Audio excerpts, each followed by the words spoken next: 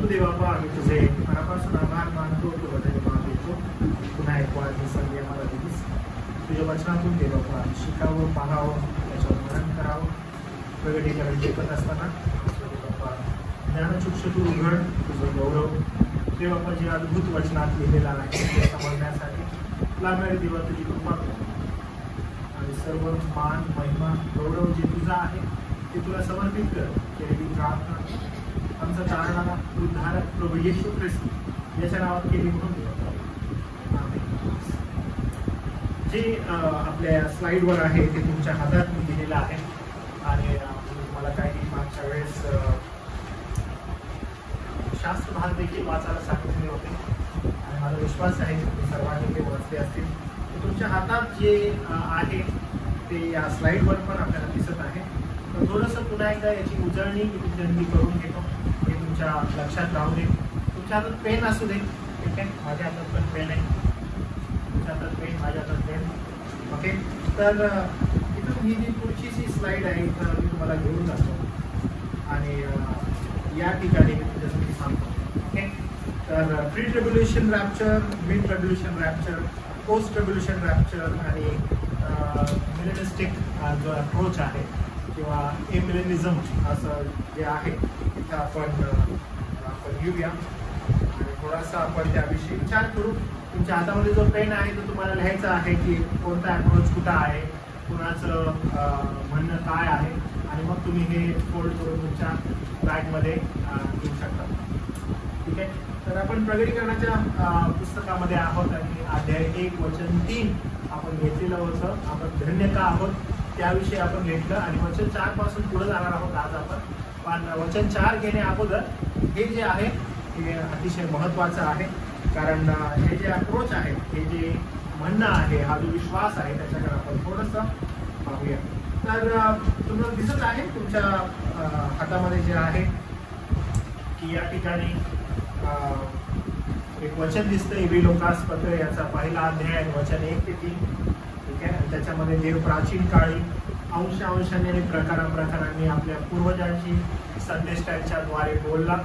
आणि मग उत्पत्तीचा हा जो ग्रंथ आहे, तो उत्पत्ती हा संपूर्ण जो ग्रंथ त्याचा अभ्यास तो या ठिकाणी आपल्याला दिसत आहे. आणि उत्पत्तीचा हा जो ग्रंथ आहे त्याच्यानंतर आपल्याला नियमशास्त्र आणि संदेष्टांचे ग्रंथ दिसतात. तर नियमशास्त्र आणि संदेष्टांचे ग्रंथ हे जे शिकणं आहे याच्याकडे पाहिल्यावर आपल्याला समजतं की नियमशास्त्र म्हणजे उत्पत्ती सोडल्यानंतर निर्गम, लेवी, गणना आणि अनुवाद ही जी पुस्तकं आहेत त्याला तोरा असं म्हणतात. तर तुम्ही या ठिकाणी लिहू शकता की नियमशास्त्राची 5 पुस्तकं उत्पत्तीपासून जर काउंट केलं तर त्याला तोरा असं म्हणतात. तर हा जो तोरा आहे तो त्या ठिकाणी आहे. त्याच्यानंतर मग संदेष्टांचे ग्रंथ आहेत आणि संदेष्टांच्या ग्रंथामध्येच इतिहासाची पुस्तक आहे. तुमच्या इथं तुम्हाला दिसतं, तुम्हाला जसं समजेल तसं तुम्ही या ठिकाणी लिहून घ्या. संदेष्टांचे ग्रंथ प्लस इतिहासाची पुस्तकं. म्हणजे इतिहासाची पुस्तकं कोणते बरं, तर पहिले शमूएल, दुसरे शमूएल, पहिला इतिहास, दुसरा इतिहास, पहिले राज्य, दुसरे राज्य. ही जी पुस्तकं आहे ही इतिहासाची पुस्तकं आपण म्हणतो. तर ही इतिहासाची पुस्तकं पण संदेष्टांच्या ग्रंथामध्येच येतात. कारण का, याच कालखंडामध्ये संदेष्टेही आलेले होते. म्हणजे हे काही संदेष्टे वेगळ्या कालखंडातील नव्हते, तर इतिहासाच्या कालखंडातील हे संदेष्टे. त्याच्यानंतर आपल्याला जे आपण पुस्तकं बघितले, काव्याची पुस्तकं आपल्याला दिसतात, काव्य दिसतात. आणि काव्यांमध्येही म्हणजे काव्य कोणते, तर योगाचं पुस्तक आहे, त्याचा काही स्तोत्रसंहिता, उपदेश, इतर. तर ही जी पुस्तकं आहे ती काव्याची पुस्तकं. याच्यामध्येही तुम्हाला भविष्य दिसतात. ठीक आहे, तर मग ही जी सगळी पुस्तकं जुन्या कराराची आहेत त्यांना म्हणतात तनक. ओके, त्यांना काय म्हणतात, तनक. तर ही पुस्तकं जी आहेत हे कुठं आपल्याला मार्ग दाखवतात. तर आपल्याला मार्ग दाखवणार कुठे आहे, तर त्यांना आपण जे तुम्ही डायग्राम काढू शकता, तुम्हाला समजेल असं. आणि तुम्ही त्या ठिकाणी लिहा की ही सगळी जी पुस्तकं आहेत ही सर्व पुस्तकं कुठं बोट करतात, तर नियमशास्त्र. ओके, तर तुम्हाला समजेल असं तुम्ही लिहा की ते नियमशास्त्राकडे बोट करतात. म्हणजे उत्पत्ती, निर्गम, लेवी, गणना, अनुवाद ही 5 पुस्तकं, तोरा. या 5 पुस्तकांमध्ये देवाचा जो संदेश आहे, तो देवाचा संदेश काय बरं, की जसं मी पवित्र आहे तसे तुम्ही पवित्र असा. देवाचे जे एक्सपेक्टेशन आहे देवबापानं याद्वारे प्रगट केलं आणि त्या प्रगट केलेल्या गोष्टीकडं त्याला त्याची जी पवित्रता आहे ती जर प्राप्त करून घ्यायची आहे तर ती पवित्रता तुम्ही कशी प्राप्त करून घ्या, तर त्या ठिकाणी अनेक नियम आहेत, अनेक गोष्टी आहेत, अनेक अर्पण आहेत की देवबापाला काय आवडतं काय आवडत नाही आणि तुम्हाला अप्रोच करायचा कसा करायचा हे सगळं त्या ठिकाणी लिहिलेलं आहे. आणि मग त्या ठिकाणी निवड आहे, त्या ठिकाणी देवबापाने नेमलेले लोक आहेत, म्हणजे अनेक गोष्टी आपल्याला तोरा शिकवतात, तनक शिकवतात. तनक नेमकं काय करतं तर तनक विशेष करून ही पुस्तक आहे संदेशाची, ही पुन्हा कुठं बोट करतात तर नियमशास्त्र म्हणजे देवाला काय हवं. मग राजे झाले, संदेष्टे झाले, जे कोणी आले त्यांनी काय केलं त्या गोष्टीकडे बोट केले, नियमशास्त्राने सांगितलं की बाबांनो ते नियमशास्त्रात बघा देवबापानं काय सांगितलेलं आहे, कशा प्रकारे तुम्ही वागणं गरजेचं. आता एक महत्वाची आपण रविवारी एक संदेश ऐकला, पुन्हा होतो आई वडिलांना बरोबर, आणि आपण जो संदेश ऐकला त्या संदेशामध्ये आपण जुन्या करारातील काही संदर्भ घेतले.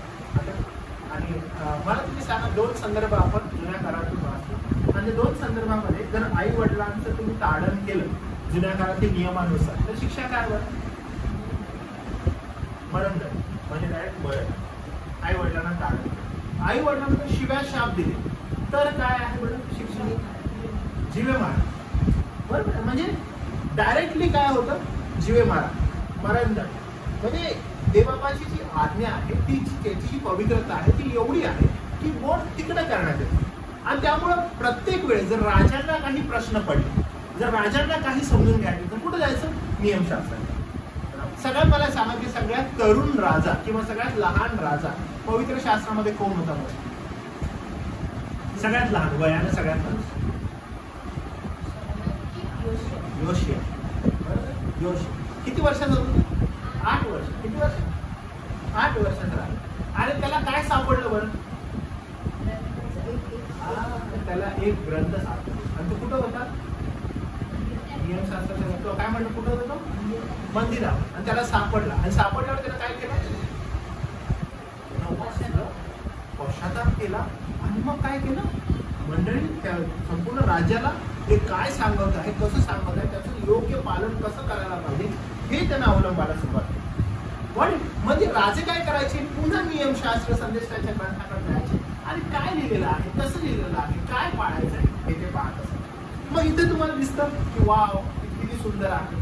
आणि मग आपण जी शेवटची पुस्तकं आहेत मग मलाखीपर्यंत आपण येतो. मलाखीचा ग्रंथ जो आहे तोही काही भविष्य करतो, जखऱ्याचा ग्रंथ काही भविष्य करतो, पण त्याचबरोबर नियमशास्त्राकडे घेऊन जातो.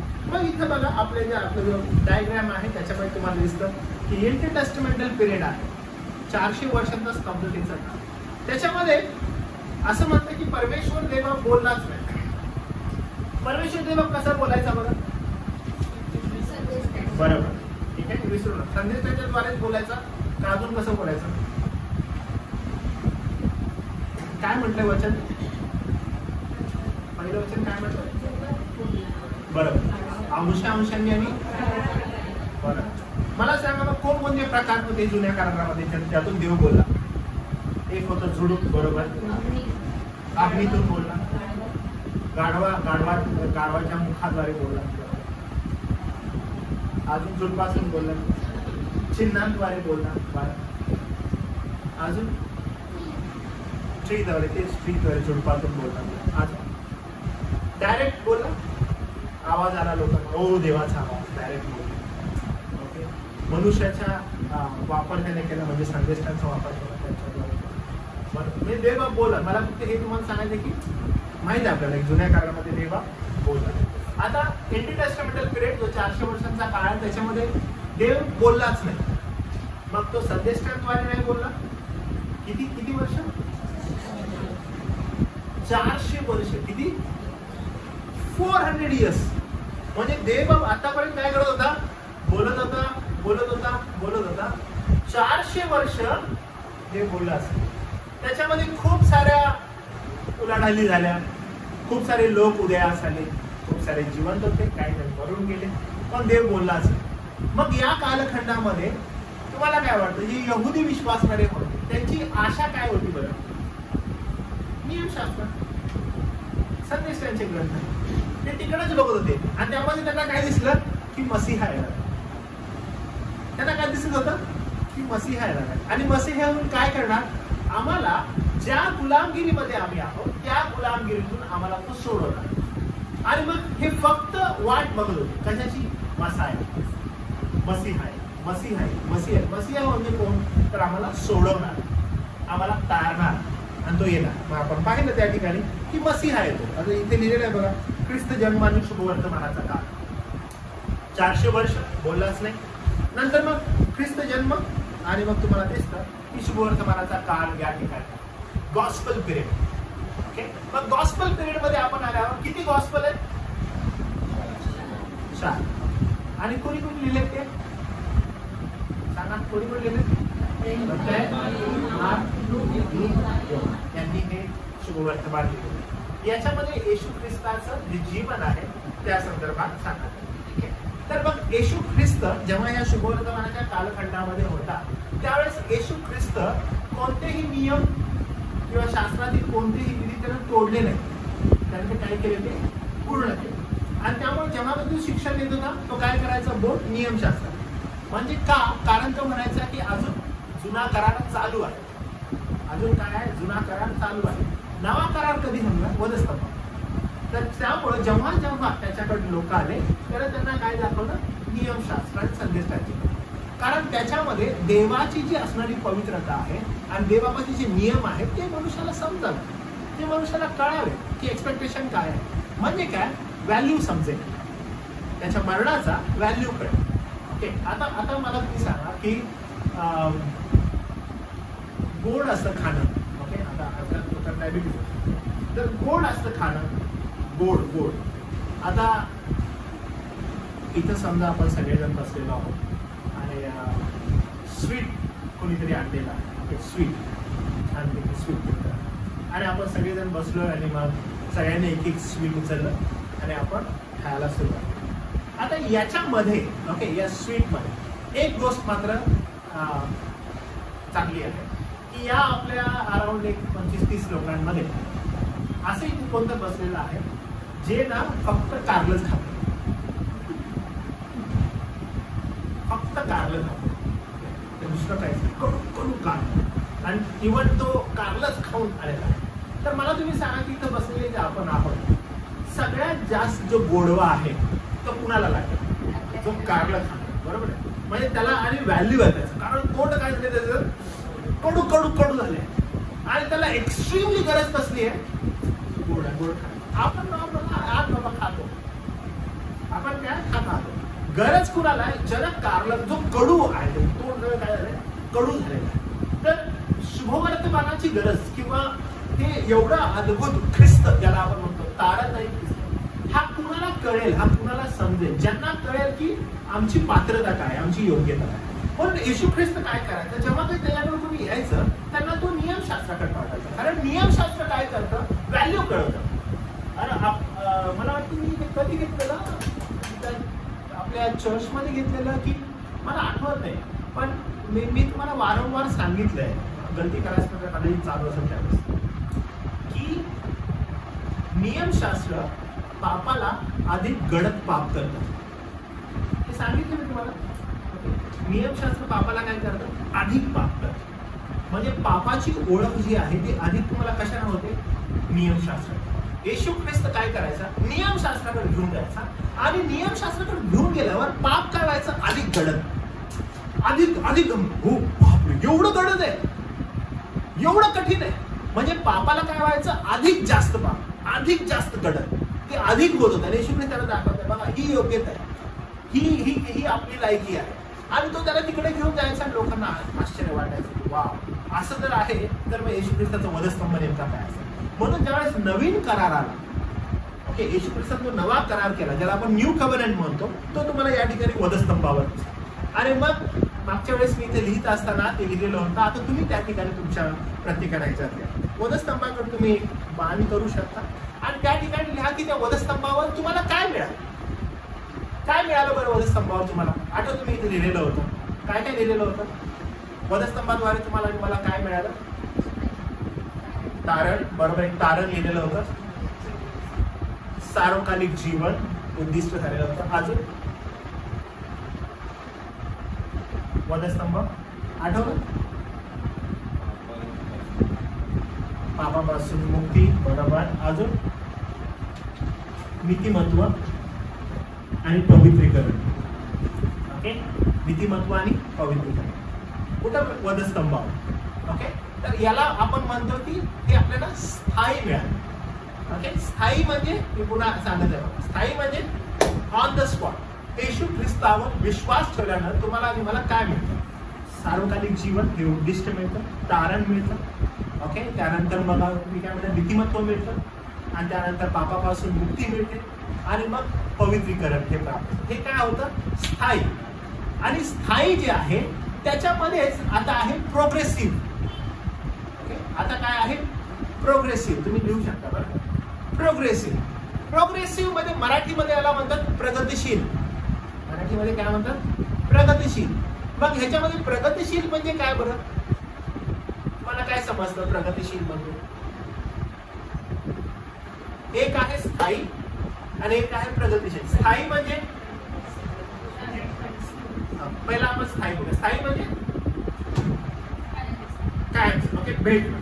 ते तुमच्याकडून काढून घेता येईल का? नाही, ते तुम्हाला भेटलेलं. आणि त्याच्यामध्ये एक प्रगतिशील असतं. प्रगतिशील म्हणजे प्रोग्रेसिव्ह. प्रोग्रेसिव्ह म्हणजे काय?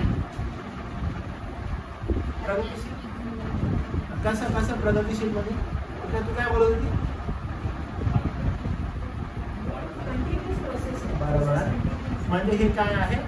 ही चालत जाणारी प्रोसेस आहे. हे चालत जाणारी ही गोष्ट. म्हणजे हे एव्हरी टाइम एव्हरी डे काय होत आहे हे आपण जगत आहोत, पुढे जात आहोत. ओके, आणि ह्याच्याविषयी पवित्र शास्त्र शिकवतात का?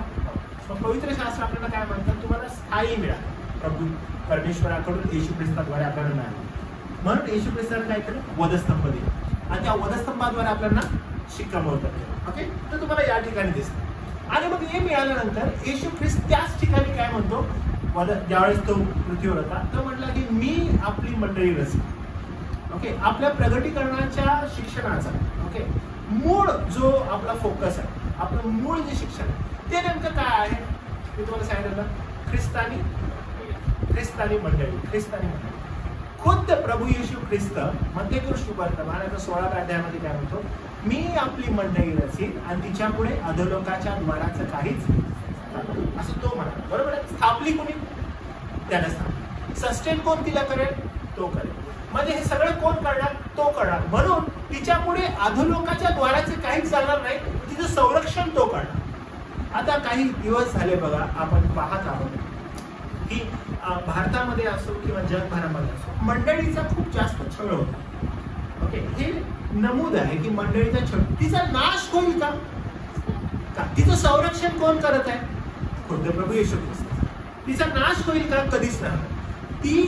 मी तुम्हाला एक गोष्ट सांगतो, मंडळी ही आध्यात्मिक दृष्टिकोनातून सक्षम आणि सबळ कधी होते? ज्यावेळेस पर्सिक्युशन आहे. ओके, हे होत आहे, हे मंडळीचा इतिहास आहे. जेव्हा जेव्हा मंडळीला हात लावला मंडळी वाढली, मंडळी अधिक सॉलिड झाली, आणि मंडळी पर्सिक्युशनला कधी घाबरत नाही, मंडळी त्याला सामोरे जाते. आणि जेव्हा जेव्हा हे कधी येतं मंडळी एकजूट होते आणि मंडळी प्रार्थना करू लागते, मंडळी प्रभूच्या अधिक चरणात. हे सत्य आहे मंडळीचं, आणि हे येशू ख्रिस्त म्हणतात.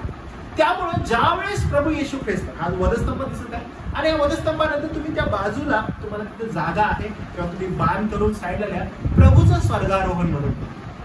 तिथे तुम्ही लिहा प्रभूचं स्वर्गारोहण. वधस्तंभानंतर बाजूला एकदम तुम्ही त्या ठिकाणी लिहू शकता की प्रभूचं स्वर्गारोहण किंवा येशूचं स्वर्गारोहण, असं करून त्या ठिकाणी तुम्ही लिहू शकता. ओके, ते लिहिल्यानंतर 2 बाण आहेत बघा, मध्ये मी लिहिलेलं आहे संक्रमण काळ म्हणून. ओके, संक्रमण काळ इंग्लिशमध्ये त्याला ट्रान्झिशन टाइम म्हणतात. ओके, संक्रमण काळ लिहिलेला आहे. तर प्रभूचं ज्यावेळेस स्वर्गारोहण झालं, प्रभूनं जाताना काय प्रॉमिस केलेलं आठवतं सगळ्यांना? प्रभू काय म्हणालेला होता? तो जात आहे, तो काय म्हणाला? मी जातो. कशात जातो? जागा तयार. कोणासाठी जाणार होता? जागा तयार करायला म्हटलं. मंडळी तुमच्यासाठी, मी जागा तयार करायला जातो. प्रभूच्या घरी भरपूर जागा आहेत, माझी पित्याच्या घरी असतात, ते तुम्हाला सांगितलं असतं. मी जातो आणि मी तिथं जाईन, मग जागा तयार करेन, मी पुन्हा येईन, असं त्यानं प्रॉमिस केलं. पण जेव्हा तो जात होता, जाण्या अगोदर त्यानं पवित्र आत्म्यानं पण प्रॉमिस केलं. ओके, ते कुणाला केलं? मंडळीला. मंडळी सांगितले पवित्र आत्मा तुम्हाला येईल, तुम्हाला सामर्थ्य प्राप्त होईल, घाबरू नका, तो येऊन तुमचा अंतःकरण जे अस्वस्थ झालेला आहे ते तो तुम्हाला एकदम स्वस्थ करेल, छान रीतीने तो राहील, वस्ती करेल, असे अभिवचन तो पवित्र आत्म्या संदर्भात देतो. कुणाला देते? मंडळी विश्वास ठेवणार. मी तुम्हाला एकटं सोडणार बरोबर. आणि मग तो गेला. मग आपण बुक ऑफ ऍक्ट्स पाहतो. ओके, बुक ऑफ ऍक्ट्स त्याला असं म्हणण्यात येतं की तुम्ही लिहू शकता की मंडळीचा इतिहास. आता काय लिहू शकता तुम्ही? मंडळीचा इतिहास. बुक ऑफ ऍक्ट्सला दुसरं नाव काय? मंडळीचा. बुक ऑफ ऍक्ट्स ज्याला आपण प्रेषितांची कृत्य म्हणतो त्याला मंडळीचा इतिहास असेल. तर हा जो मंडळीचा इतिहास आहे त्या मंडळीच्या इतिहासाकडे ज्यावेळेस आपण पाहतो काय समजतं आपल्याला की हा काळ जो आहे तो संक्रमणाचा. आता संक्रमण कुठलं तिथे लिहिलंय बघा मी की यहुद्यातून परराष्ट्रीयांकडे. आणि त्याच्याविषयी पण आपण शिकलेलो होतो. तर तुम्हाला आठवत असेल की यहुदी जे लोक आहेत त्यांना असं वाटत होतं की मसाया येईल आणि आम्हाला सोडवेल. त्यानंतर यहुद्यातून जे ख्रिस्ती झाले त्यांना असं वाटू लागलं की येशू ख्रिस्त हा फक्त यहुदी मतनुसारी जे लोक आहेत त्यांच्यासाठी झालेला आहे, इस्रायलासाठी, बाहेरच्या लोकांसाठी नाही. पण पॉल, पेत्र या लोकांनी ह्यांना देवबापाने सांगितलं की नाही, असं नाही, संपूर्ण जगासाठी, जे जंटायचं त्यांच्यासाठी, की मी त्या लोकांसाठी पण आपलं तारण ओपन करत आहे. आणि त्यांचंही तारण प्रभू येशू ख्रिस्तामध्ये आहे. म्हणून संक्रमण काळ यहुद्यातून परराष्ट्रीय, पेत्रापासून पॉल, नंतर आपण मंदिरापासून मंडळी असं आपण. ओके, हा जो आहे हा संक्रमणाचा काळ. आणि ह्या संक्रमणाच्या काळामध्ये मंडळी काय झाली? मंडळी वाढली. आणि मंडळी वाढल्यानंतर ती अनेक ठिकाणी गेली.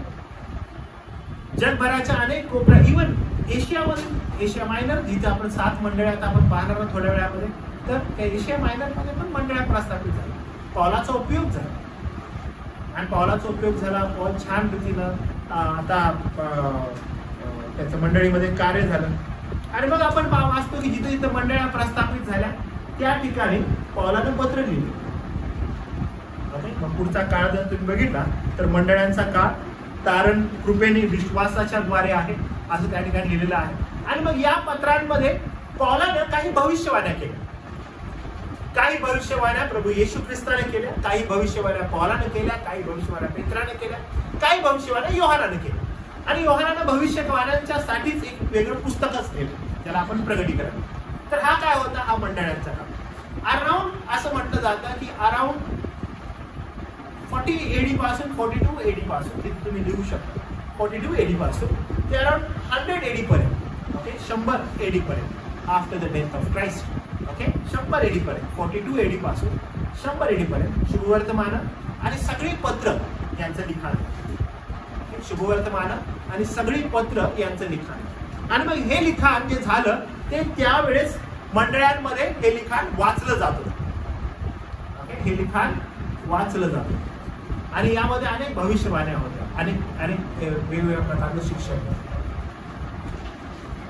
आणि याविषयी आपण ज्यावेळेस सुरुवात केलेली होती आपल्या प्रगटीकरण पुस्तकाची, तर मी तुम्हाला सांगितलं की तो काळ किती डेंजरस होता.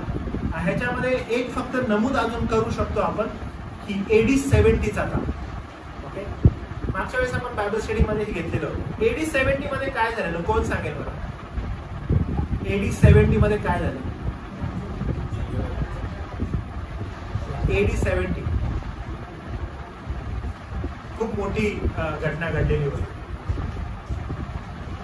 येशू ख्रिस्ताची भविष्यवाणी पूर्ण झाली.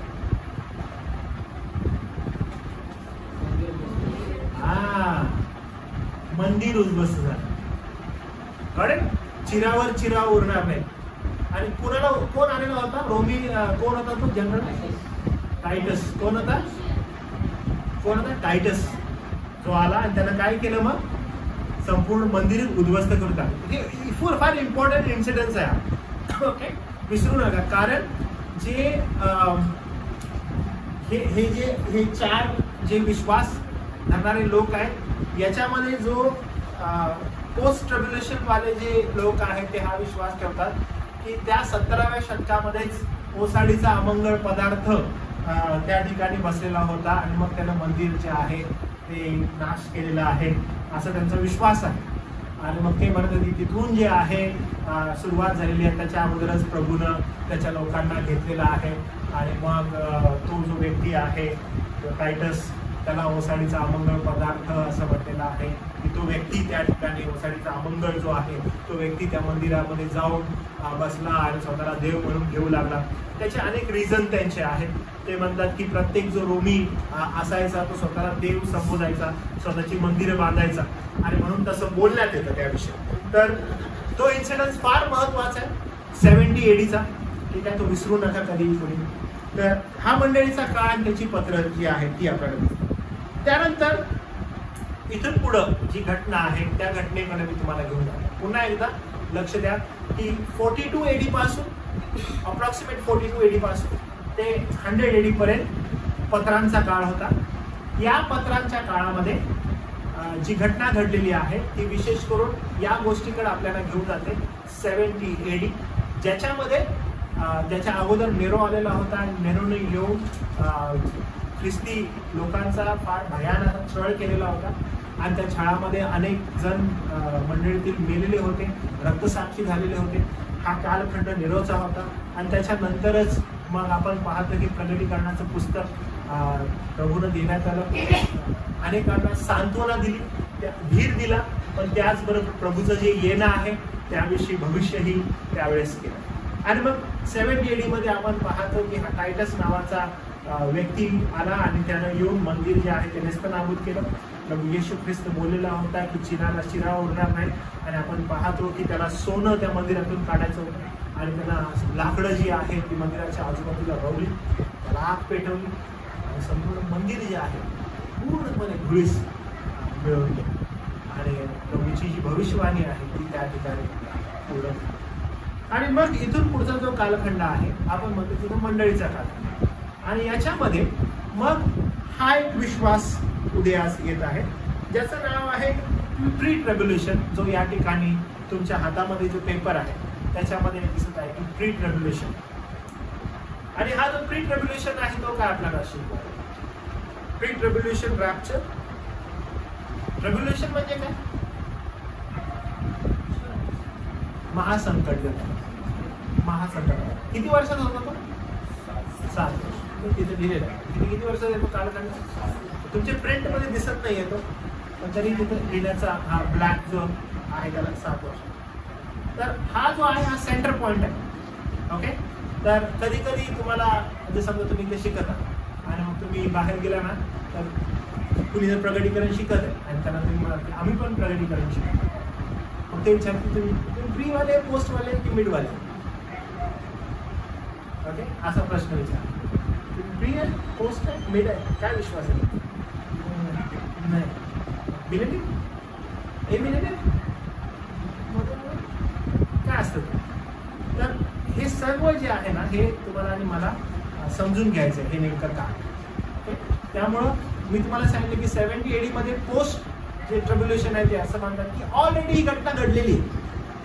आपण जो कालखंडामध्ये जगत आहोत ते ऑलरेडी झालेलं आहे आणि प्रभूची आता फक्त येण्याची आपण वाट बघत आहे. हे प्रभूचंच 1000 वर्षाचा कालखंड आहे आणि ह्या 1000 वर्षाच्या कालखंडामध्ये आपण आहोत असं त्यांचं म्हणणं आहे. प्रभूचं राज्य आहे, इथं आपण प्रभूचं नाव लोकांना सांगत आहोत असं त्यांचं म्हणणं आहे. पण हे शास्त्र आधारित एवढं होऊ शकत नाही. या ठिकाणी तक्ता आहे तुमच्याकडे, या तक्त्यामध्ये प्री ट्रिब्युलेशनचा तक्ता आहे आणि या तक्त्यामध्ये तुम्हाला दिसतं बघा मृतांचे पुनरुत्थान आणि लोकांतरण, स्वर्गलोकी जाणं असा तो बाण तुम्हाला दिसत आहे. बरोबर आहे? ओके. त्याच्यानंतर महासंकटाचा कालखंड आहे. हे काय आहे तर मंडळीला घेतलं जाण्याकडे. ओके, म्हणजे लोकांतरित वर मंडळीला प्रभू घेणार आहे त्याच्या लोकांना, हे या ठिकाणी दर्शवण्यात आले. जो काळा पॅच आहे त्या काळ्या पॅच मध्ये 7 वर्षाचा कालखंड येतो आणि ह्या 7 वर्षाच्या कालखंडामध्ये 3.5 वर्ष आणि 3.5 वर्ष असे 2 भाग करण्यात आलेले आहेत. आणि मग जे मिड ट्रिब्युलेशन वाले लोक आहेत ते असं म्हणतात, विशेष करून दानिएलाचं पुस्तक याचा 9वा अध्याय वर्ष 25 पासून तर याचा आधार घेऊन असं म्हणण्यात येतं की तो मिड मध्ये कुठेतरी येईल. मिड म्हणजे 3.5 वर्ष ज्यावेळेस तो येईल, सगळे 10 राष्ट्र जे आहेत त्याला घोषित करतील की हाच एक जण आहे, की हा जो ख्रिस्त विरोधक आहे तो एकदम शांतिप्रिय आहे आणि तो अद्भुत रीतीनं गोष्टी चालवणारा आहे, तो जगाला पुढे घेऊन जाणार आहे, म्हणून सर्वजण त्याला बाव डाऊन होऊया आणि सगळेजण त्याला उत्तेजना त्यावेळी देतील. तर ही घटना घडणार आहे का? हो, ही घटना घडणार आहे असा त्यांचा विश्वास. आणि मग ते म्हणतात की 3.5 वर्षाचा जो कालखंड आहे, या कालखंडामध्ये जसा तो हे पूर्ण होईल तसं मंडळीला वर घेण्यात येईल. म्हणजे जो प्री ट्रिब्युलेशन वाल्यांचा विश्वास आहे तो मिड ट्रिब्युलेशन वाल्यांचा नाही. मिड वाले काय म्हणत आहेत की 7 वर्षाचा जो कालखंड आहे त्याचा जो मधला टाइम आहे मिड, त्याच्यामध्ये लोकांतर, त्याच्यामध्ये मंडळीला वर घेतलं जाणार आहे आणि मग मंडळी प्रभू तिथंच आहे. तर हे मिड ट्रिब्युलेशन वाले. आता आहे ए मिलेनियम वाले. ओके, तर ए मिलेनियम हा जो अप्रोच आहे, हा अप्रोच मला दिसते की 1000 वर्षाचा जो कालखंड आहे. तर या कालखंडाविषयी असं म्हणणं आहे की फिजिकली प्रभू येशू ख्रिस्त 1000 वर्ष राज्य करणार नाही. इथे दिसत आहे तुम्हाला 1000 वर्ष प्रभू येशू ख्रिस्त राज्य फिजिकली करणार. तर ते समजून घेण्याची गोष्ट आहे की त्याचं राज्य कसं असेल, कशाविषयी असेल. तर येणाऱ्या दिवसामध्ये आपण जसं पुढे जाऊ तसा हाही अप्रोच, कारण हा जो अप्रोच आहे मिलेनियमचा, ए मिलेनियमचा, हा अप्रोच आणि प्री ट्रिब्युलेशन अप्रोच, हे दोन्ही जे आहेत हे दोन्ही फार जवळ आहेत आणि त्यामुळे हे एकमेकांवर कुरुघोरी करत असतात. तर येणाऱ्या शिक्षणामध्ये आपण हे वारंवार घेणार आहोत आणि याच्याविषयी शिकणार आहोत. ओके, ठीक आहे, इथंपर्यंत ठीक आहे. काही प्रश्न आहे तुम्हाला इथंपर्यंत?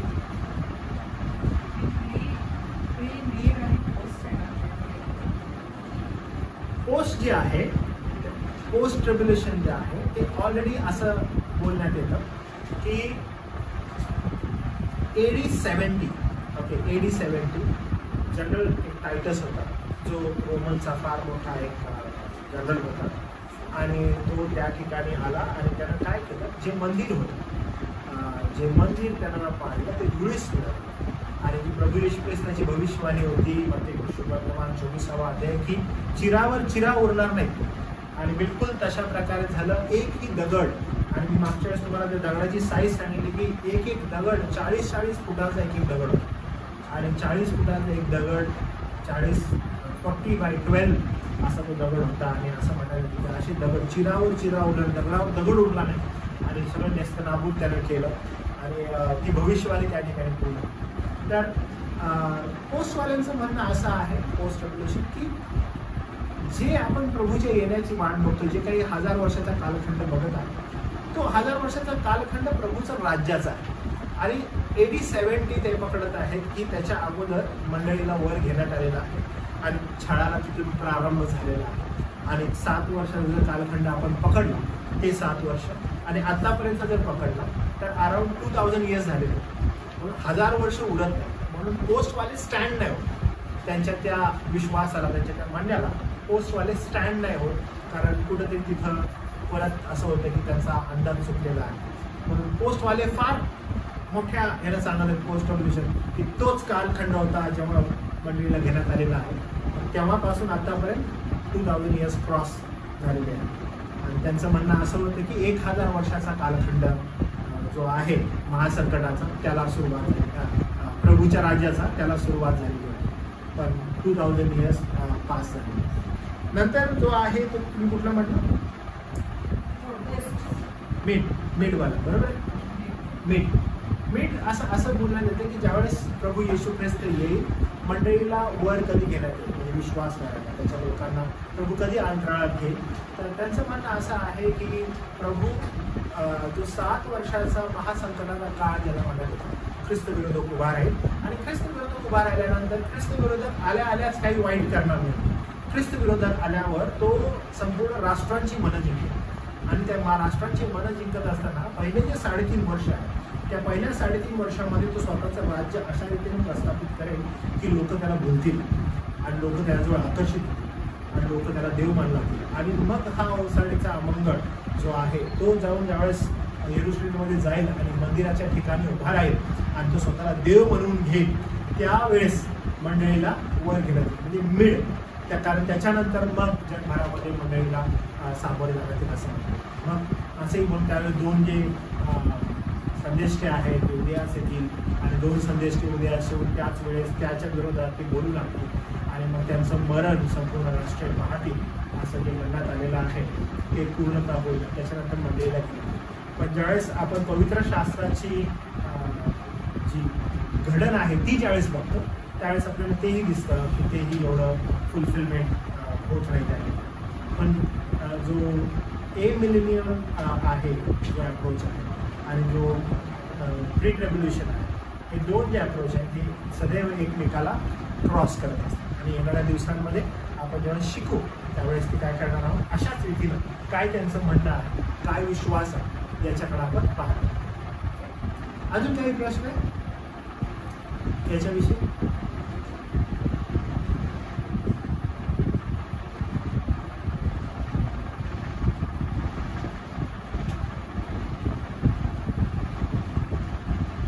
मला असा एक प्रश्न होता, मला अद्वैने विचारलेला होता की ही जी पुस्तक आहे नवीन करारात किती पुस्तकं लिहितो? बरोबर. तर ही 27 पुस्तकं जी आहेत, 27 पुस्तकं कोणत्या आधारे पवित्र शास्त्रामध्ये समाविष्ट करतात? कोणता आधार आहे? म्हणजे अनेक पुस्तकं इतर लिहिण्यात आली, सोपाल शिष्याने लिहिले, पण ही जी 27 पुस्तकं आहेत ही का चूज करण्यात आली? ही का चूज करण्यात आली किंवा ही का समाविष्ट करण्यात आली? तर मंडळीला हे माहीत असावं की ही का समाविष्ट करण्यात आली, हे तुम्हाला माहीत असणं आवश्यक. तुम्ही हे लिहून घ्या, हे महत्त्वाचं. तर प्रारंभीच्या काळामध्ये अनेक जणांनी अनेक लिखाणं केली. मध्ये बघा दा विंची जो आहे, दा विंची कोड नावाचं एक पुस्तक आहे, त्याच्यामध्ये मरिया मगदलीनचं शुभवर्तमान आहे आणि मग त्याने ते नोट डाऊन केलं आणि मग लोक म्हणत होते की अनेक शुभवर्तमान आहेत, तुम्ही यासाठी ते अपलोड नाही केलं कारण त्याच्यामध्ये तुम्हाला असं दिसतं की येशू ख्रिस्ताला काहीतरी वेगळ्याच दृष्टिकोनातून प्रदर्शित करण्यात आलेलं किंवा याकोबाचं शुभवर्तमान हे का तुम्ही समाविष्ट केलं. तर त्या कालखंडामध्ये अजून वेगळी पुस्तकं लिहिण्यात आलेलं आहे, पत्र लिहिण्यात. तर हे नेमकं का आणि कसं तुम्ही फायनलाइज केलं? तर हे फायनलाइज करत असताना प्रारंभीची जी लोक आहेत, जी विश्वास करणारी मंडळी आहे, त्यांनी हे काय पाहिलं, त्यांनी काय निदर्शनास आणलं? तर सगळ्यात पहिली गोष्ट अशी होती की जे पुस्तक समाविष्ट करून घ्यायचं आहे त्या पुस्तकामध्ये जुन्या कराराचे संदर्भ असणं आवश्यक. पहिली गोष्ट.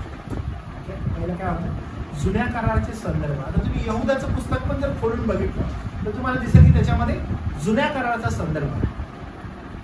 जुना करार म्हणजे होताना काय, जे नियमशास्त्राची ग्रंथ आहे त्याची जी पुस्तकातली वचनं आहेत त्यांचा समावेश असणं आवश्यक. ही काय होती पहिली मागणी. दुसरी मागणी अशी होती की ती जी पुस्तकं जी आपण समाविष्ट करत आहे ती त्यावेळेच्या मंडळांमध्ये ओके त्याच्या प्रती करून ना त्या वाचण्यात येत असतात. त्या काय करण्यात येत असतात, वाचण्यात येत असतात. तिसरी गोष्ट अशी होती की जे पुस्तक आपण समाविष्ट करत आहे त्याचा प्रेषितांच्या प्रमुख शिक्षणाशी ओके संबंध असा. काय असा, प्रेषितांच्या प्रमुख शिक्षणाशी त्याचा संबंध असा, म्हणजे ते फोकस्ड असा. प्रेषितांचं प्रमुख शिक्षण काय होतं बरं? प्रेषितांचं प्रमुख शिक्षण काय होतं, काय वाटतं? प्रेषितांचं प्रमुख शिक्षण काय होतं? काय होतं की प्रभू येशू ख्रिस्त त्याचा वधस्तंभ. ओके, प्रेषितांचं शिक्षण काय होतं? प्रभू येशू ख्रिस्त त्याचा वधस्तंभ.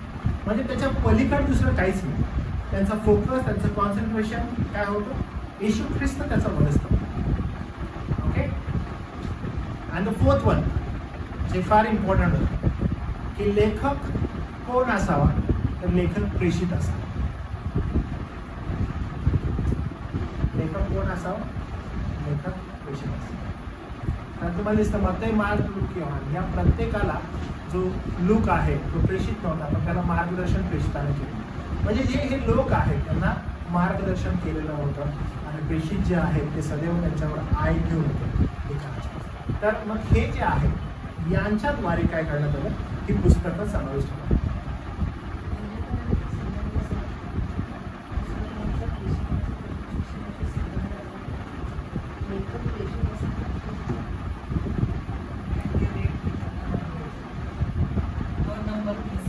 पहिलं काय होतं?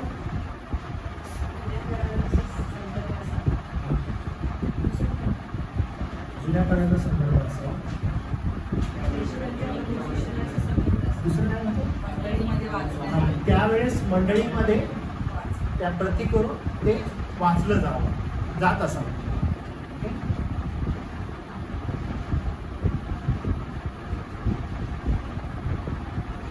ओके, हे समजलं तुम्हाला?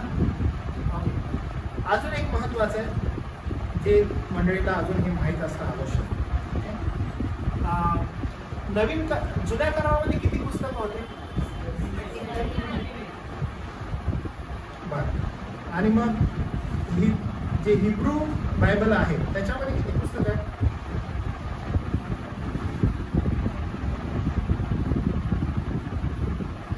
त्याच्यामध्ये किती पुस्तकं आहेत? काय वाटतं?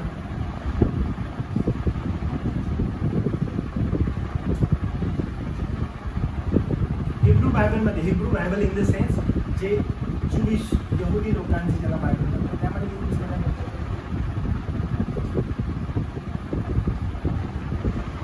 काय वाटतं?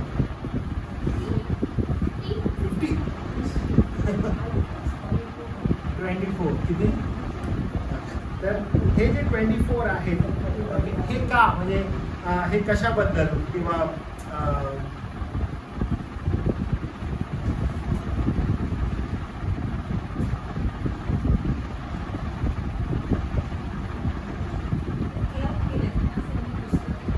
बरोबर.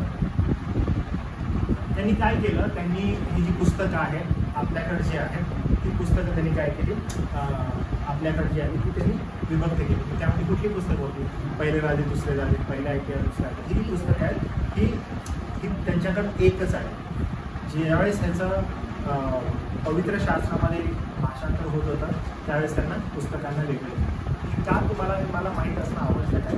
कारण हिब्रू धर्मशास्त्रामध्ये ही जी 24 पुस्तकं आहेत आणि ज्यावेळेस तुमच्याकडे मी माझ्याकडे आलं त्यावेळेस त्याची किती झाले? मग ज्यावेळेस ही 39 पुस्तकं झाली त्यावेळेस आपल्याला समजायला पाहिजे की ही काय झाली? वेगळी. आता ही वेगळी करत असताना परत समजून घ्यावं ह्याचं काम कधी चालू झालं. हे मूळ लिखाण होतं हिब्रूमध्ये. हे मूळ लिखाण कशामध्ये होतं? हिब्रू.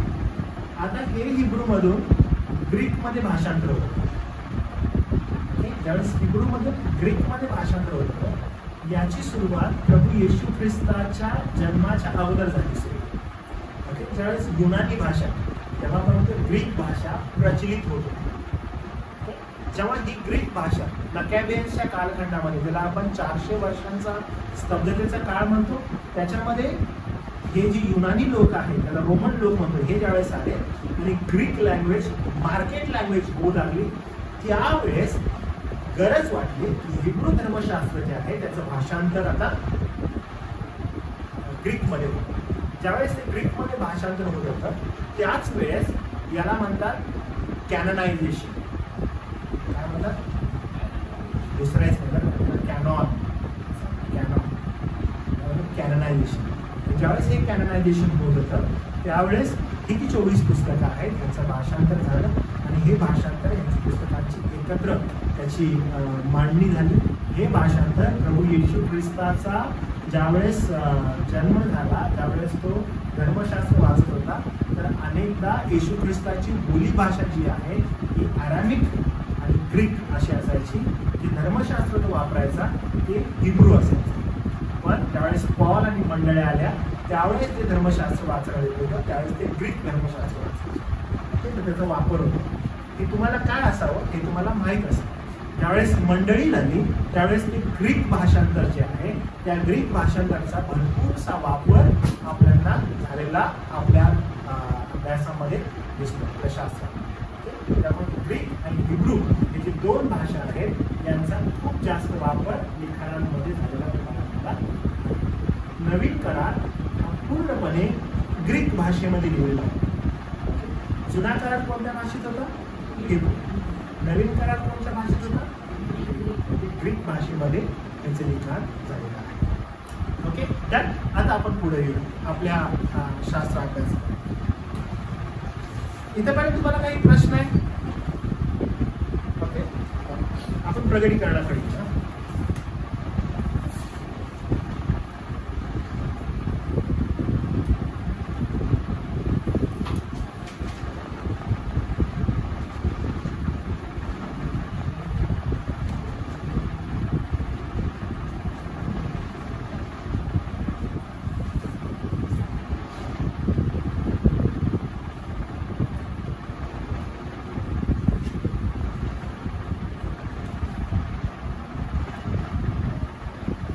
ओके, आता फार महत्त्वाच्या विषयाकडे आपण येतो.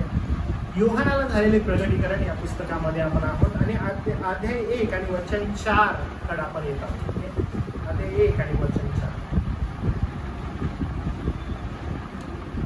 ओके, इथे लिहिलेलं बघा.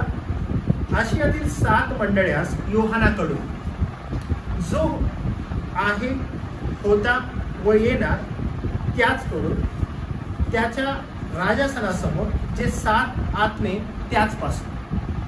आता हे जे वचन आहे ह्याच्यामध्ये तुम्हाला काय दिसतंय बरं? काय सिमिलर दिसतंय एखादी गोष्ट मला सांगा. 7.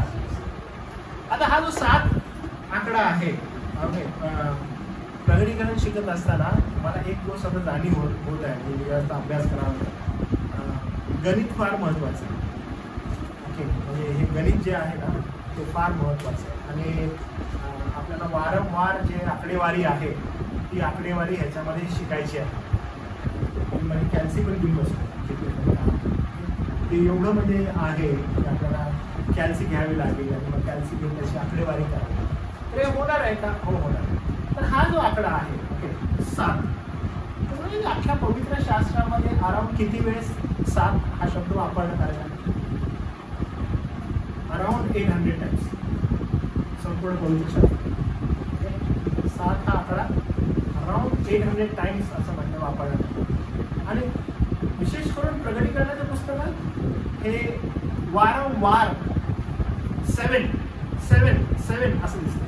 तर पवित्र शास्त्रानुसार 7 जे आहे, 7 हा जो सारखा जो हा आकडा येतोय, तर व्हॉट एक्झॅक्टली इट मीन्स हे काय शिकवतो, काय पवित्र शास्त्रामध्ये 7 हा आकडा जो आहे तो वारंवार पूर्णत्व जे आहे ते दर्शवण्यासाठी 7 याचं काय आपण पूर्ण एखादी गोष्ट प्रकर्षानं ट्रुथफुली हे आहे आणि हे पूर्ण आहे किंवा ह्याच्यावर विश्वास ठेवायचा हे जर प्रगट करायचं तर 7 टाइम्स, 7च्या 70 वेळ, 7 टाइम्स वारंवार तुम्हाला 7 टाइम्स याचा अर्थ काय की जर एखादी गोष्ट ओके फोर्सफुली किंवा एखादी गोष्ट फारच तुम्हाला पटवून द्यायची आहे, पटवून सांगायची, तर पवित्र शास्त्र काय करतं? पूर्णत्व म्हणलं की 7. हे आठवा की जगाची निर्मिती, पृथ्वीची स्थापना, and then 7th day rest, पूर्णत्व. की आता काय झालेलं आहे? पूर्ण झाले. की 7 हा जो आकडा आहे हा काय करत आहे? इव्हन प्रगटीकरणाच्या पुस्तकात पूर्णत्व दर्शवतो, ओके, पूर्णता दर्शवतो. आणि त्यामुळं हा जो आकडा आहे हा वारंवार तुम्हाला बघतो. व्हॉट एक्झॅक्टली डिस्टर्ब्स मी सगळ्यात जास्त, म्हणजे मला अभ्यास करावा लागला आहे. तर इथे एक शब्द आहे बघा, वचन 4 मध्ये, ओके, आणि तो वचन असं आहे बघा की राजासमोर जे 7 आत्मे त्याचपासून. जेव्हा मी इंग्लिशमध्ये हे वाचत होतो मला तिथं की John to 7 churches which are in Asia, grace be unto you and peace from him which is and which was and which is to come, and from the 7 spirits which are before his throne. आणि ज्यावेळेस 7 spirits आलं आणि that 7 spirits capital मध्ये असं होतं, 7 आत्मे. आणि आपण पाहिलेलं आहे की एक आत्मा आणि त्यामुळे त्याचे 7 आत्मे. मग कळत नाही की एक्झॅक्टली काय प्रूव्ह करायचंय, काय सांगायचंय. कारण ही जी सुरुवात आहे, हीच सुरुवात तुम्हाला आणि मला अनेक गोष्टी काय करत आहे, रिव्हील करत आहे, अनेक गोष्टी सांगत आहे. तर सगळ्यात पहिले हे समजून घ्या की हे नेमकं काय आहे. ओके, हे नेमकं काय सांगत आहे, हे नेमकं आपल्याला काय बोलत आहे. तर सगळ्यात पहिला एशिया मायनर जे आहे, त्या एशिया मायनरकडे जर आपण गेलो तर एशिया मायनर मध्ये हे जे चर्चेस जे आहेत, 7 चर्चेस आपण पाहतो. तर पाटमस जे बेट आहे, त्या बेटापासून हे 7 चर्चेस फार जवळ आहे. ओके, पहिली गोष्ट. आणि पाटमस नावाच्या बेटावर या ठिकाणी तुरुंगवासामध्ये योहान आहे आणि तो या 7 चर्चेसला काय करत आहे, पत्र लिहित आहे. फार इम्पॉर्टंट आहे. तर हे पत्र लिहित असताना नेमकं तो काय प्रगट करत आहे, तो असं म्हणतो की आशियातील 7 मंडळ्यास योहानाकडून, म्हणजे सुरुवात करण्या अगोदर इंट्रोडक्शन आहे. ओके, हे काय आहे, इंट्रोडक्शन. इंट्रोडक्शन मध्येच काय म्हटलंय, 7 मंडळी आहेत, काहीतरी विशेष पूर्णत्वाचा संदेश आहे. Okay, which is going to be turn around everything, सगळंच वर खाली होणार. आता म्हणतो की पहा या 7 मंडळांना पत्र लिहित आहे, ती फार इम्पॉर्टंट आहे. आणि मग तो लिहित असताना म्हणतो कुणापासून हे पत्र मी तुम्हाला लिहित आहे. मग तो सुरुवात करत आहे बघा, तो असं म्हणतो, जो आहे, होता व येणार त्याच पासून. इंट्रोडक्शन काय आहे, जो आहे, जो होता आणि जो येणार. कुणाविषयी बोलत आहे बरोबर, व्हेरी गुड. कुणाविषयी बोलत आहे, प्रभू येशू ख्रिस्त. कोण येणार आहे, प्रभू येशू ख्रिस्त. पुन्हा बघा, अध्याय 1 वचन 1 बघितलं, कुणाचं आहे, येशू ख्रिस्त. आपण म्हटलेलं आहे की आपलं फोकस, आपलं कॉन्सन्ट्रेशन कोण असणार आहे, फक्त प्रभू येशू ख्रिस्त, जो होता, जो येणार त्याच पासून, असं म्हणतात. बरं, पुढे बघा, त्याच्या राजासनासमोर जे 7 आत्मे त्याच पासून. जे 7 आत्मे नक्की कुणाला दर्शवत आहे, कुणाला सांगत आहे. सगळ्यात पहिला समजून घ्या, एशियातील 7 मंडळ्या. आणि ह्या 7 मंडळ्या ज्यावेळेस आपण पाहतो, एफिस पासून सुरुवात होते, स्मुर्णा आहे, पर्गम आहे. सध्या हा जो पॅसेज आहे किंवा ही कंट्री आहे, सध्या ही कंट्री, या कंट्रीमध्ये हे सगळे जे शहर आहेत ती आहे टर्की. तर सध्याची ही काय आहे, टर्की आहे. आणि सध्याच्या टर्कीमध्ये ज्याला तुर्की म्हणण्यात येतं, तर या टर्कीमध्ये हे 7 मंडळ्या आहेत. आणि मग नेमकं काय त्याला सांगायचे, 7 स्पिरिट्स म्हणजे काय. तर याचे पॉसिबली 2 अर्थ होऊ शकतात असं आपण पाहतो. आणि जो पहिला अर्थ आहे, त्या 7 आत्म्यांविषयी असं का म्हटलेलं आहे, तर यशाया याचा 11वा अध्याय वचन 2 काढले. यशाया याचा 11वा अध्याय आणि वचन 2. पवित्र आत्म्याची असं म्हणलं 7 फोल्ड मिनिस्ट्री जी आहे, त्यामुळे हे दर्शनात आले. आत्मा एकच आहे, पण त्याची जी मिनिस्ट्री आहे, त्याचे हे जे कार्य आहे, त्याला उद्देशून हे बोलण्यात आलेलं आहे. परमेश्वराचा आत्मा, 1 2 सुज्ञान, 3 समंजसपणा, 4 सुसंकल्प, सामर्थ्य, पुढं ज्ञान व भयाचा. हे 7 फोल्ड जी मिनिस्ट्री आहे पवित्र आत्म्याची. आणि त्यामुळं जेव्हा 7 आत्मे असं म्हणण्यात आलेलं आहे, तर त्याचा अर्थ जो आहे, तो आत्म्याची जी कार्य आहे, त्या आत्म्याच्या कार्यांना धरून त्याचं जे पूर्णत्व आहे, त्या पूर्णत्वाला ते प्रगट करत आहे. त्यामुळे असं म्हटलेलं आहे की 7 आत्मे जे आहेत ते आजपासून. दुसरं जे आहे रेव्हेलेशन, याचा जो प्रगटीकरण, याचा 4था अध्याय आणि वचन 5. 4था अध्याय आणि वचन 5. प्रगटीकरण.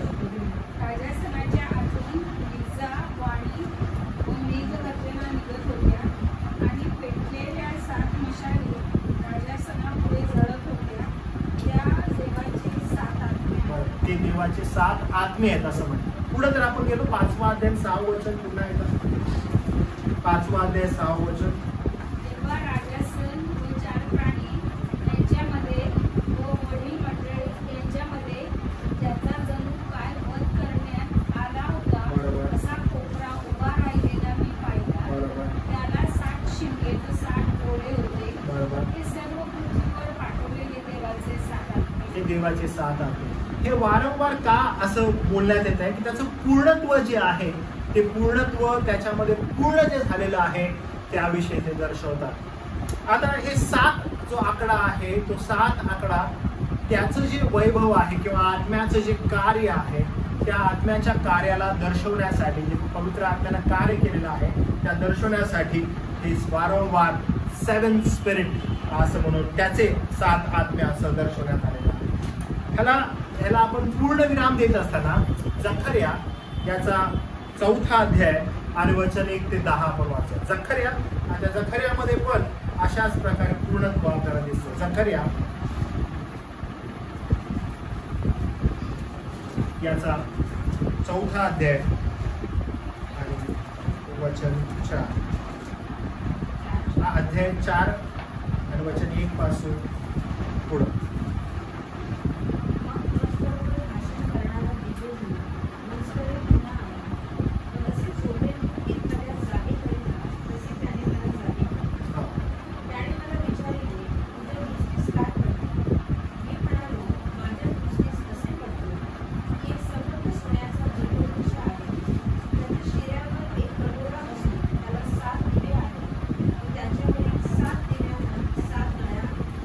ज्यावेळेस हे 7 आकडा आलाय ना त्याला तुम्ही अंडरलाईन करू शकता किंवा पाहू शकता. हे वारंवार का दर्शवण्यात येत आहे कारण ते जे पूर्णत्व आहे त्या पूर्णत्वाला ते दर्शवण्यात येत आहे. पुढं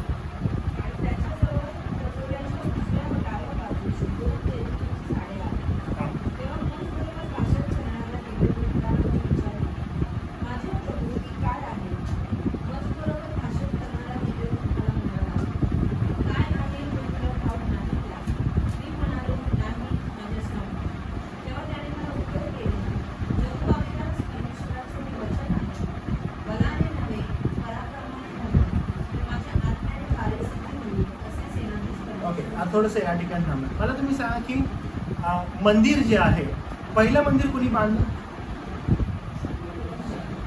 पहिलं मंदिर शलोमोन राजा. दाविदानं काय केलं त्यासाठी?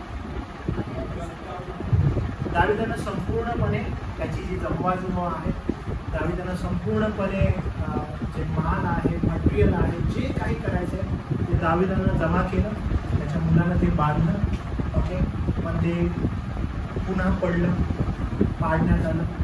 त्यानंतर मग दुसरं मंदिर उभं केलं. ते दुसरं मंदिर कोणी उभं केलं?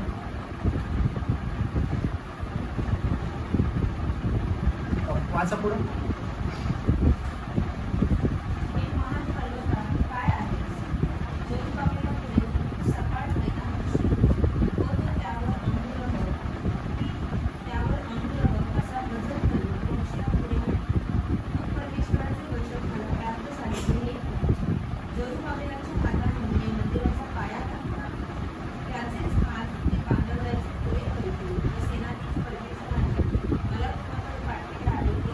दुसरं मंदिर कोणी बांधलं? विसरायचं नाही बरं का, कारण मंदिराच्या रिलेटेड खूप साऱ्या गोष्टी आहेत. शेवटच्या कालखंडामध्ये पण मंदिरासंगतीच रिलेटेड गोष्टी घडतात. पहिलं मंदिर कोणी बांधलं? दुसरं मंदिर कोणी बांधलं? ते पण पाडण्यात. तिसरं मंदिर कोणी बांधलं?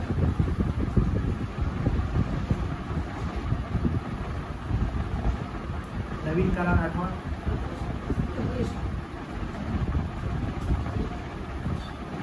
हेरोद कुणी बांधला? हेरोद. ओके. आणि त्याच्याविषयी कोणता याच्यावर चिरावर चिरा. ओके. Got it? समजलं? बरं. आता पुढं वाचा. इथे काय ओके. मंदिराशी रिलेटेड. ओके. आपण प्रगतीकरणाचा अभ्यास करतो. तर परमेश्वराच्या म्हणजे जी जे नियमशास्त्र आहे, जे धर्मशास्त्र आहे किंवा नवीन काळातील गोष्टी तुम्हाला वारंवार ते मंदिराशी रिलेट करतात. कुठलं मंदिर? येरुशलेममधलं. आणि त्या येरुशलेमच्या मंदिराशी ते वारंवार रिलेट करतात. तर कधीही लक्षात घ्या, एखादी न्यूज आली ओके मंदिराच्या रिलेटेड तर तुमचे कान सदैव जागृत पाहिजे बरं का. इस्रायलामध्ये मंदिराविषयी काही न्यूज आली तर तुम्हाला समजायला पाहिजे काही न्यूज. कालची एक न्यूज होती इस्रायला संदर्भात, मला माहिती आहे कोणती न्यूज होती. काल एक न्यूज होती, फार इम्पॉर्टंट न्यूज, तुम्ही ऐकलेली आहे? हां नाही तशी नाही. कालची एक न्यूज आहे. नाही टर्कीच्या जो प्रेसिडेंट आहे त्यानं सांगितलं की आम्ही इस्रायलमध्ये एंटर करू आणि इस्रायलला नेस्तनाबूत करू. हे टर्कीच्या प्रेसिडेंटने एकदम मीडियासमोरून बोललं, कालची न्यूज. अँड देन जो इस्रायलचा विदेश मंत्री आहे त्यानं सांगितलं की घाबरू नको, आम्ही तुझी हालत सद्दामासाठी करू. म्हणजे आम्ही टर्कीला सद्दामासारखं करू, जसं आम्ही इराकला केलेलं होतं तसं आम्ही नक्कीच करतो. म्हणजे त्यांचं जे सुप्त आहे ते चालूच आहे. तर we need to keep eye. तुम्हाला दिसत असेल अनेक साऱ्या गोष्टी ज्या आहेत त्या ह्याचं रिलेटेड आहे, घडत असतात. आता टर्की जे आहे ते टर्की कोण आहे आणि तसं का करत आहे. आताच आपण बघितलं की जी 7 पत्र आहेत ते 7 पत्र पुन्हा लिहिले.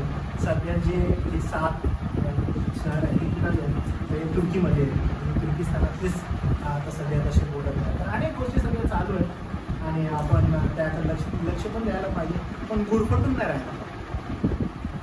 तिथंच गुरफटून न राहता हां घडत आहे गोष्टी होत आहे. वॉच करायला पाहिजे का? हो वॉच ठेवायला. गुरफटून राहायला पाहिजे का? नाही केलं.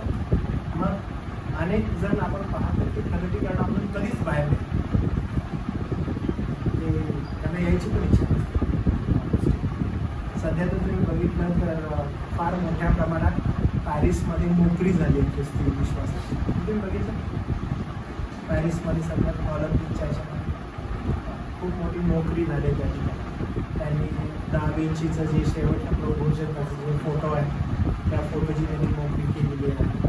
त्यानंतर पांढऱ्या घोड्यावरून प्रभू येणार म्हणून त्यांनी नोकरी केली आणि येशू ख्रिस्ताच्या हे ग्रुप घेऊन त्या टेबलवर बसून द्राक्ष आणि फ्रूट खाण्याचं अशी एक नोकरी त्यांनी केली.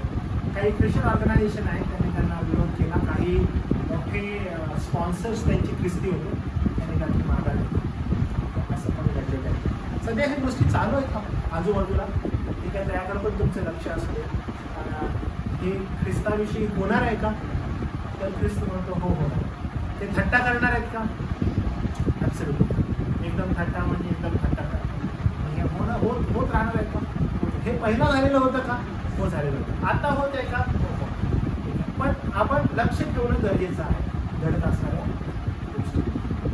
तर त्यामुळं मंदिर ज्यावेळेस आपण म्हणतो तर या मंदिराच्या इतरच गोष्टी होतात. विसरू नका ओसाडीचा अमंगळ जो आहे तो त्या मंदिरामध्येच येणार ओके, आणि मंदिर रिबिल्ड होणार. तर त्यामुळं हे विसरूच नका काय घडगोष्टी घडत. लास्ट ज्यावेळेस ट्रम्प होता तेव्हा एक फार मोठी गोष्ट घडलेली होती. मी तुम्हाला परत सांगतो, शास्त्रातील भविष्यवाण्या फार अद्भुतरीतीनं पूर्ण होती. ट्रम्पने एक्स्ट्रीम गोष्ट अशी केलेली होती जी आतापर्यंत US कोणत्याच प्रेसिडेंटने केली. त्यानं काय केलं, येरुशलेममध्ये त्याला राजधानी घोषित पण केलं आणि जे अमेरिकेचं जे दूतावास जे असतं दूतावास त्या ठिकाणी उभं होतं जे आजपर्यंत कोणीच केलं नव्हतं. आणि खूप मोठी गोष्ट त्यानं केली. म्हणजे गोष्टी ज्या आहेत त्या खूप पुढं फॉरवर्ड जात आहेत आणि त्या घडत आहेत. त्याकडे आपण थोडंसं आय ठेवला पाहिजे, लक्ष ठेवलं इम्पॉर्टंट. त्यामुळं मंदिर ज्यावेळेस येतं ओके तुमचं लक्ष असेल.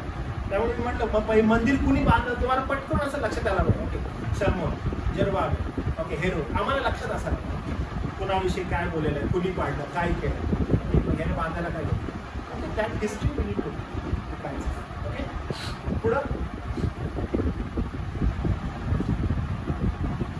वाचा पुढं काय म्हटलं.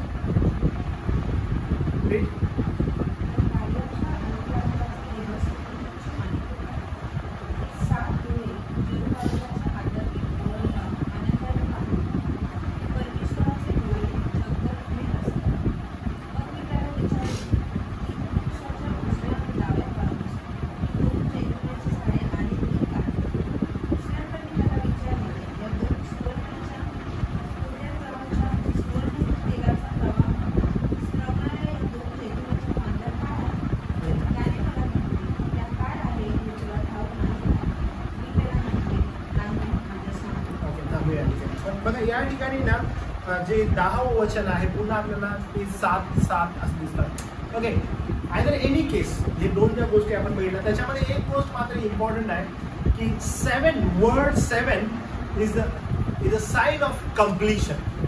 ओके, पुन्हा सांगत आहे is a sign of completion, पूर्णत्व प्रगट करण्यासाठी वापरण्यात येणारा हा काय आहे, हा आकडा. त्यामुळे हे 7 आत्मे जे आहेत ते परमेश्वराच्या आत्म्याचे जे गुणवैशिष्ट्य आहेत, जे कार्य आहे ते 7 फोल्ड आपण म्हणतो त्याचं कार्य, ते 7 फोल्ड कार्याला ते प्रदर्शित करतात. ओके, पुढच्या वेळेस आपण मग डायरेक्टली वचन 5 पासून ते वचन 10 पर्यंत आपण घेऊया आणि मग त्याच्यानंतर आपण डायरेक्टली पत्रांकडे जाऊ. ओके, एनी क्वेश्चन, मला काही प्रश्न याविषयी किंवा करंट सिनारिओ, करंट सिच्युएशन्स याच्याविषयी काही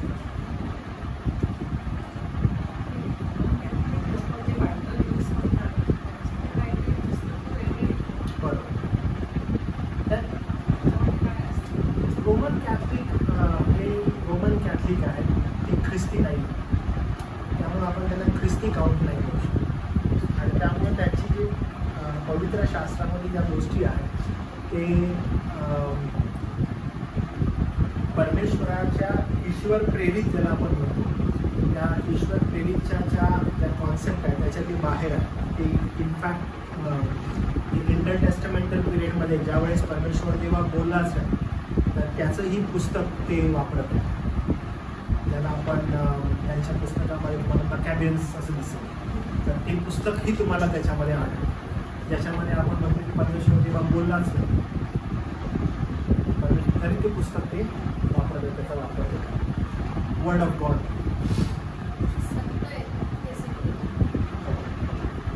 ते असं म्हणत असतात की त्याचा विश्वास हा आहे की आमची प्रार्थना आमचे मेलेले प्रियजन ही देवाकडे जाऊन सांगू शकतात. मग ते पप्पा तुम्ही ऐका, मम्मी तुम्ही ऐका, जर देवभिरू आहे आणि पप्पा मम्मी आमची प्रार्थना देवबापाला सांगू शकतात. इनफॅक्ट सेंट्स पण त्यांचे मग ठरवले असतात. सेंट्स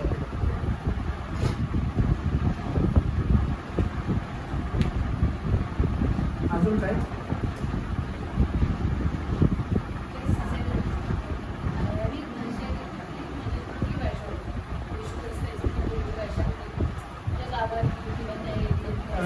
हे कसं होत होतं की जी लँग्वेज आहे, भाषा ज्या आहे, विशेष करून ती हिब्रू आहे. हिब्रू बरोबर. हे सांग, हे जी युनानी ज्यांना आपण म्हणतो, जे ग्रीक होते, आता सुद्धा आपण महाराष्ट्रामध्ये आहोत, तर महाराष्ट्रामध्ये आपली भाषा मराठी. पण आता कालांतरानं आपण ज्यावेळेस मार्केटमध्ये जातो, ओके, आता थोडीशी वर्षात आपण कुठली भाषा बोलतो, Hindi is a market language. मग मार्केट लँग्वेजकडे आपण काय करतो, लोकांचा कल असतो, पण आपण पुन्हा नाही आपली जी मूळ भाषा आहे त्या मूळ भाषेकडे आपण यायला पाहिजे. आता मार्केट लँग्वेज जी असते ना, त्या मार्केट लँग्वेज ग्रीक ज्यावेळेस लोक आले आणि ते ज्यावेळेस राज्य करू लागले, तर मार्केट लँग्वेज जी आहे ती मार्केट लँग्वेज त्यावेळेस ग्रीक होती, कारण रोमी साम्राज्याची जी लँग्वेज होती आणि त्यामुळे ग्रीक लँग्वेज प्रचलित होती. आणि त्याचबरोबर काही भागांमध्ये अॅरामिक ही बोलली जाते, कारण तिला ही मार्केट लँग्वेज म्हणतात. आणि मार्केटमध्ये गेल्यावर ऑफिशियल असताना लँग्वेज जी आहे ती ग्रीक वापरली जाते. ह्याचा खूप छान वापर झाला आहे खरं म्हणजे शुभवर्तमान प्रसारामध्ये सगळ्या. म्हणून मी तुम्हाला ते मुद्दामपणे सांगितलं की जेव्हा यहुदी धर्मशास्त्राचं भाषांतर ग्रीक भाषेमध्ये झालं, त्याचा खूप मोठा वापर म्हणजे प्रभू येशू ख्रिस्त आणि त्याच्या शिष्यांनी केला. कारण ग्रीक साम्राज्य जे आहे ते एवढं पसरलेलं होतं, त्यांचं दळणवळण एवढं पसरलेलं होतं. कधी कधी काही पाळक वर्ग असतात हां, ते मला असे विचारतात की येशू ख्रिस्त त्याच कालखंडामध्ये का, जर तो आज आला असता तर खूप साऱ्या गोष्टी घडल्या असतात. पण जर आपण जॉग्राफिकली आणि हिस्टॉरिकली जर बघितलं, त्यावेळेसची परिस्थिती होती, म्हणजे जे बूमरँग झालंय सुवार्थेचं, ते सुवार्थेचं बूमरँग होण्यामागं ग्रीक म्हणजे जे लोक होते त्यांचा एवढा जास्त प्रभाव होता. त्यांचं जर तुम्ही दळणवळण बघितलं, म्हणजे जगभरामध्ये सगळ्यात फास्ट दळणवळण त्यांचं होतं. त्यांचं कनेक्शन, त्यांचं नेटवर्क हे सगळ्यात मोठं होतं ग्रीकचं, आणि एकच लँग्वेज होत होतं. त्यामुळं जेव्हा फर्स्ट चर्च आपण म्हणतो ना, ते आले, ते थांबले, ते थांबले, थांबले, थांबले, एकत्र आले, शिक्षण घेतलं, 5,000 3,000 एकत्र आले. आणि ज्यावेळेस येरुशलेमची मंडळी बस झाली ना, ती बस झाल्या असं म्हणजे जगभरात पसरली, भाषा एक होती, आणि त्याच्यामुळं एवढ्या जोरात काम झालं, मंडळ्या एवढ्या प्रस्थापित झाल्या की आपण अनइमॅजिनेबल होतो. म्हणून ग्रीक लँग्वेज आणि ग्रीक साम्राज्याचा खूप मोठा वापर त्या कालखंडामध्ये, आणि त्यामुळे ते ट्रान्सलेशन जे आहे त्या ट्रान्सलेशनचा खूप मोठा प्रभाव आहे. आणि कालांतरानं मग ग्रीक नंतर आपण जेव्हा खाली येतो, पवित्र शास्त्र जे आपल्याला आता आहे, तर पवित्र शास्त्र मग लॅटिन जो आहे ना, त्या लॅटिनचा पण खूप मोठा वापर झाला. म्हणजे आपण कधी कधी तर लँग्वेजेस काय तेव्हा पण एवढा अलाउड केला असेल त्यावेळेस, किंवा आता इंग्लिश आपण म्हणतो. गॉड होल्ड्स एव्हरी लँग्वेज, आणि तो इतका अद्भुत त्याचा उपयोग करतो ना, जबरदस्त. आपल्याला कधी कधी माहिती नसतं, पण लॅटिनचा एवढा उपयोग झाला, एवढा उपयोग झाला. तर आपण जर जुना आपण पाहू लागलो आणि विचार करायला लागलो ना, की किती अद्भुत हे लोक होते, त्यांचा वापर ते लोकांनी, आणि यांना मार्टिन लुथर करतो, म्हणजे जबरदस्त प्रभूने त्याचा उपयोग.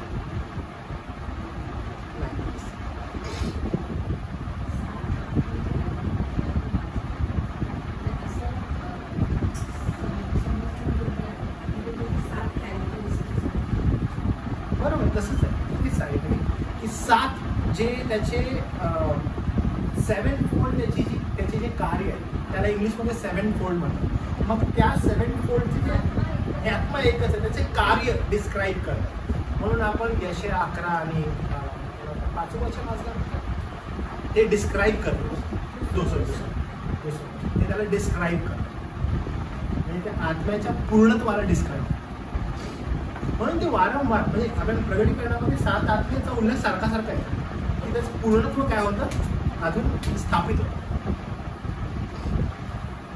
म्हणजे इतर दिसत नाही आपण इतिहास करायला.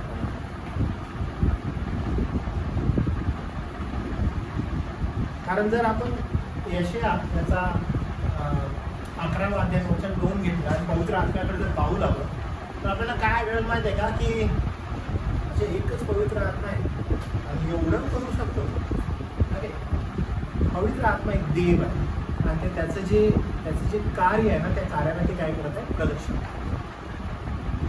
ओके,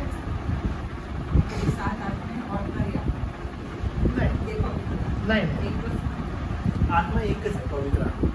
पवित्र आत्म्याच्या कार्यांना ते डिस्क्राईब करतात. काही जे विशेष करून जे कॅथलिक्स आहेत ते म्हणतात की ते एंजल्स आहेत. ओके, खूप असं वेगवेगळ्या ठिकाणी हे जातात.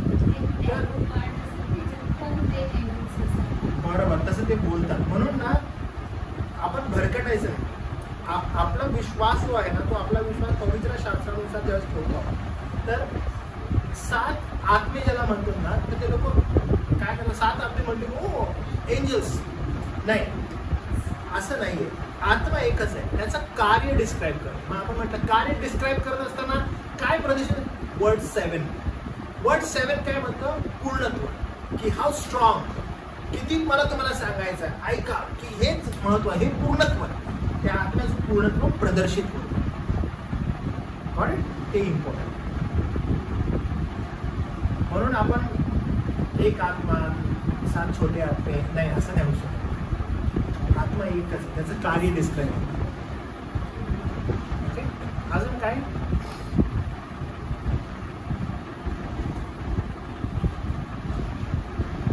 थांबूया इथं आपण मग प्रार्थना करू. प्रभू, आम्ही तुझे आभार मानतो, धन्यवाद देतो ही संधी आम्हाला दिलीस. तुझ्या वचनातून शिकत असताना तुझी कृपा तू पुरवत आहेस म्हणून तुला आम्ही धन्यवाद देतो. विशेष करून विनंती करतो की तुझ्या कृपेद्वारे देवा तू आम्हाला भर, तुझं वचन अधिक चांगलं तुझं शिकण्यासाठी लागणारी देवा तू आम्हाला कृपा कर. धन्यवाद देतो प्रभू. आज वचनाद्वारे तू आमची भेट चालणारा प्रभू येशू ख्रिस्त त्याच्या नावात प्रार्थना केली म्हणून आमेन.